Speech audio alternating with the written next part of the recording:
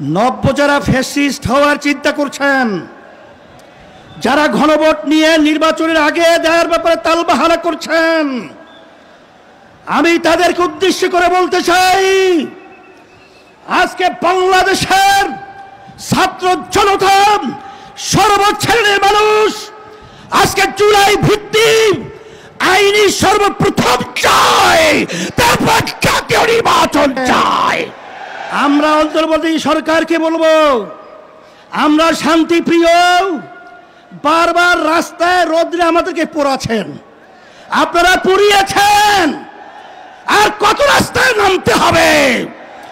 এরপরে পরামর্শ ভিত্তিক আমরা বাংলাদেশের সর্বস্তরের মানুষদের নিয়ে এমন কর্মসূচি ঘোষণা করব, আপনি গণভোট জাতীয় নির্বাচনের আগে দিতে বাধ্য হবেন, বাস্তব দাবি মানতে বাধ্য হবেন ইনশাআল্লাহ। শুকরিয়া আদায় করতেছি মহান রব্বুল আলামিনের দরবারে। রব্বুল আলামিন এই দেশের জনগণের ক্রান্তি লগ্নে আমরা আজকে একত্রিত হতে পেরেছি, শুকরিয়াতান বলি আলহামদুলিল্লাহ। আমাদের আজকে সমাবেশের মূল লক্ষ্য উদ্দেশ্য সম্পর্কে আমরা ইতিমধ্যে বিভিন্ন পর্যায়ের দায়িত্বশীলদের থেকে গুরুত্বপূর্ণ আলোচনা শুনেছি। আল্লাহ কবুল করলে আরও শুনব। তবে আপনাদের কাছে পরিষ্কারভাবে আমরা আপনাদের মাধ্যমে বর্তমানে অন্তর্বর্তীকালীন সরকারকে আমরা জানাতে চাই যে আজকে আমরা রাজপথে একত্রিত হয়েছি কি দাবিগুলো আদায়ের জন্যে, বিশেষ করে জুলাই সনদের স্বীকৃতি সহ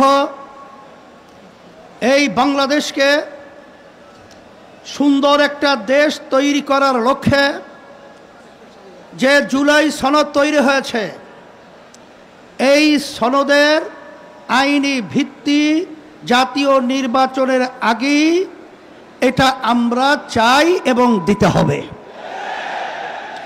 সমস্ত রাজনৈতিক দলগুলো এই আইনি ভিত্তির ব্যাপারে, গণভোটের ব্যাপারে তারা একমত পোষণ করেছে। কিন্তু আজকে বাংলাদেশের ভিতরে উল্লেখযোগ্য যারা কয়েকবার দেশ পরিচালনা করেছে, তার ভিতরে একটা দল হলো বিএনপি।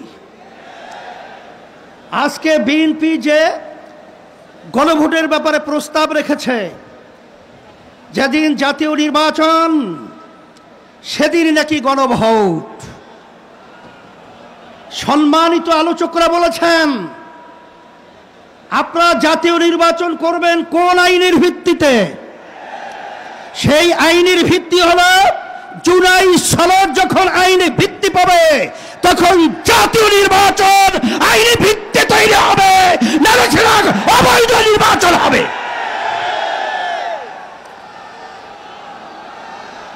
আজকে আমরা দেখেছি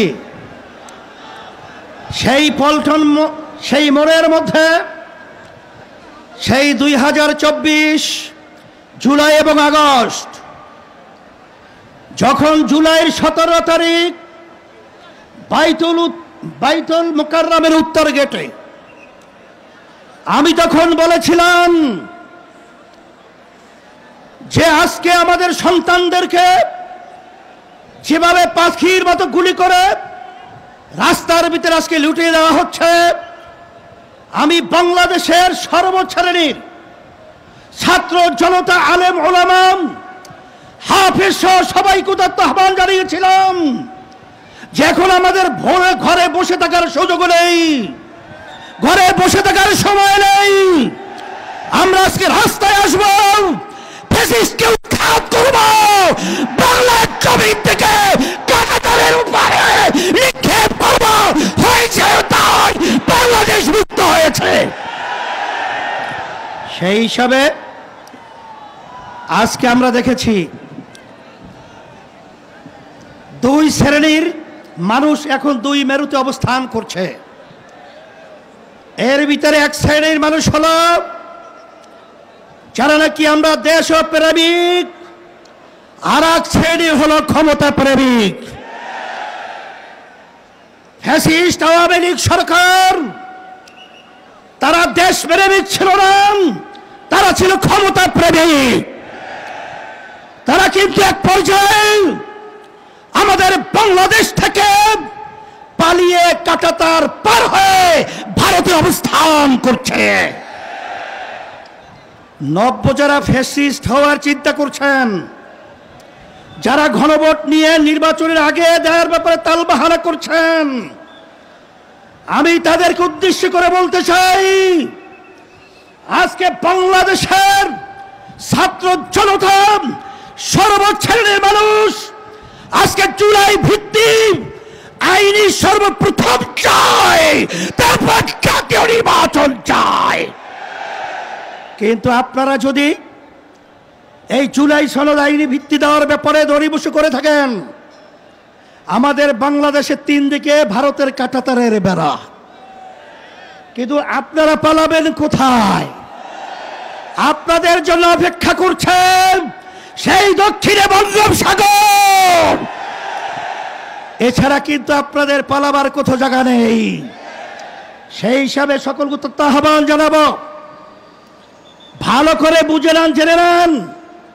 অন্তর্বর্তীকালীন সরকারকে আমি অনুরোধ করছি, আমরা অনুরোধ করছি যে আপনারা যখন আমেরিকায় গেছিলেন তখন 3টা উল্লেখযোগ্য দলকে সাথে নিয়ে গেছিলেন, জামাত ইসলামী বাংলাদেশ, বিএনপি, এনসিপি।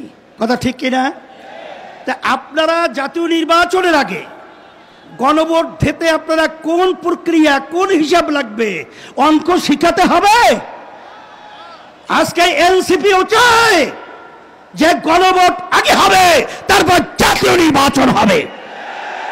জামাত ইসলামও চায় আগে গণভোট হবে, তারপর জাতীয় নির্বাচন হবে। শুধু একটা দল বিএনপি, তারা ভোট চায় কখন? জাতীয় নির্বাচনের দিন। বাংলাদেশের মানুষ বুঝে গেছে আপনাদের উদ্দেশ্য ভালো না। যদি আপনাদের উদ্দেশ্য ভালোই হয়ে থাকে, যেখানে আইনি ভিত্তির ব্যাপারে একমত আপনারা পোষণ করেছেন, সেখানে গণভোটে এত গড়িমসি কেন? এটা জাতির কাছে পরিষ্কার হয়ে গেছে। আমরা অন্তর্বর্তী সরকারকে বলবো, আমরা শান্তিপ্রিয়, বারবার রাস্তায় রোদ্রে আমাদেরকে পোড়াচ্ছেন, আপনারা পুড়িয়েছেন, আর কত রাস্তায় নামতে হবে?